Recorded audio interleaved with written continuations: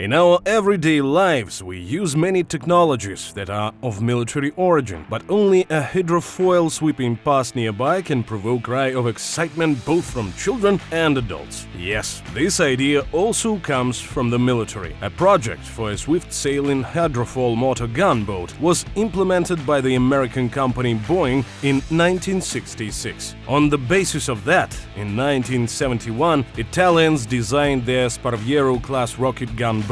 Only 26 years later, in 1992, the first Japanese PG-02s were built, based on the Italian modification. However, the improvements were significant. The Japanese replaced the electronics and the powertrain, plus installed a new cannon and rocket weaponry. In War Thunder, the PG-02 appears as one of the Japan's motor gun boats. You have one cannon at your disposal, but its stats make up for any of the boat's downsides. It has a 6-barrel 20mm GM61 cannon installed in a turret, which is controlled remotely and capable of raining a sustained gunfire down on an opponent without reloading. It has 3,000 rounds in its ammunition belt, 3,000 shots per minute, literally burning down crews in smaller ships and dealing catastrophic damage to heavy targets. To crown it all, the cannon can be configured. Simply by altering the weapon settings from the modification menu, you can select its firing speed, 3,000 or 450 rounds per minute. The slower mode not only saves ammunition, but also increases accuracy and reduces the overheating rate of the cannon. Mobility. Excellent! Its maximum speed is 96 km per hour, which is a really good start. In addition, the boat's maneuverability is maintained at any speed, which comes in handy for protecting the boat against any enemy's large-caliber weapons. In general, its mobility lifts all of its tactical limitations. You can capture points, navigate around them in a wide arc, or take off rapidly if your cannon is jammed due to overheating. Armor. Completely lacking. Therefore, every hit, even from a small caliber gun, is dangerous, yet you still have one of these boat's features on your side. When moving, it keeps high above the water's surface, and the majority of opponents have to rely on automatic firing. A good part of the rounds hit therefore directly underneath it. Crew.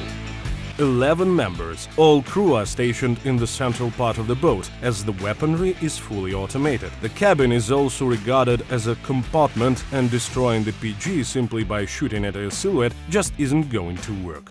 During combat, you are an aggressive support boat. In all its glory, the PG-02 can do battle even with the heavy hitters. It might be speedy, but any return volley from an enemy make it quite vulnerable. Capture points, lay down smoke screens, or hunt down ships separated from their fleets. The choice is yours. Furthermore, if you end up on an island map, operating in a unit of PG-02s is a true pleasure. Often, enemies won't manage a volley of raiders that come out rapidly from behind islands before they turn into dust and ashes. Your outer cannon is effective at a distance of up to 1,500 meters. We advise you to opt for armor-piercing armor belts so that everything that enters your firing range will be turned into Swiss cheese, and in ideal conditions, you might even be able to give a beating to an enemy destroyer's crew.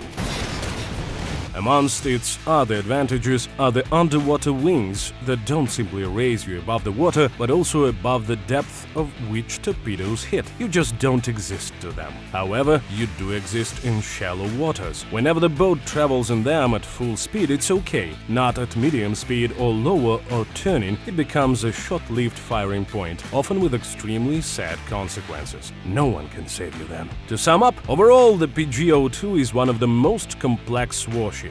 However, after much practice and once you have learned the specifics of using it, you'll have a fantastic killer on your hands, which can not only earn frags, but is also capable of easily changing the tide of a battle. Read more about it in the article on the War Thunder Wiki.